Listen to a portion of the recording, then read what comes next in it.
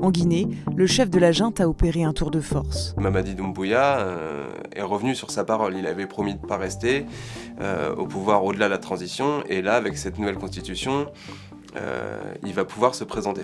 Un tour de force selon l'opposition qui n'a suscité que peu de réactions de la communauté internationale. Et ce silence pourrait être guidé par des intérêts économiques. C'est l'analyse du Monde Afrique. Plus de 89% des Guinéens ont voté oui au projet de nouvelle constitution.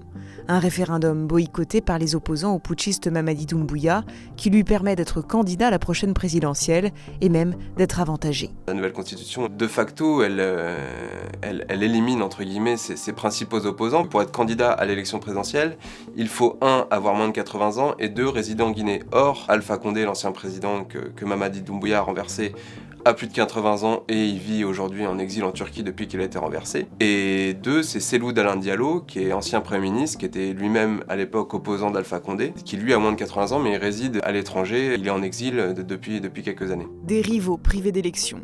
Mais les atteintes aux libertés ne sont pas nouvelles selon l'opposition et des organisations de défense des droits de l'homme. Une chape de plomb est tombée sur la Guinée depuis le putsch de 2021. Malgré les différentes accusations formulées par l'opposition, que ce soit en matière d'entrave à la liberté d'expression, à la liberté de la presse, les cas d'enlèvement d'opposants, à part quelques communiqués ici et là des Occidentaux et de la France notamment, voire en particulier, ça ne suscite pas beaucoup d'indignation.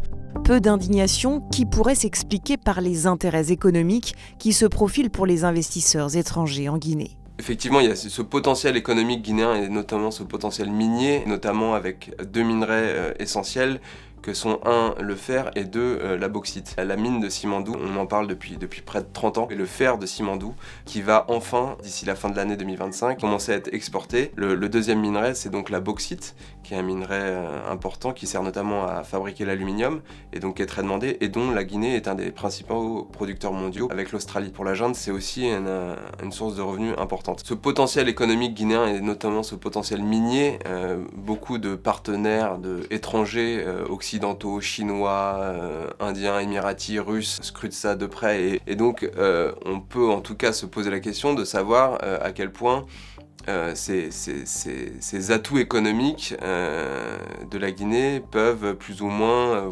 conduire certains pays, et notamment les Occidentaux et notamment la France, à fermer les yeux sur les dérives qui sont pointées par l'opposition et par les opposants à Mamadi Doumbouya, les dérives notamment et les accusations en matière de respect des droits humains, de respect de la liberté d'expression.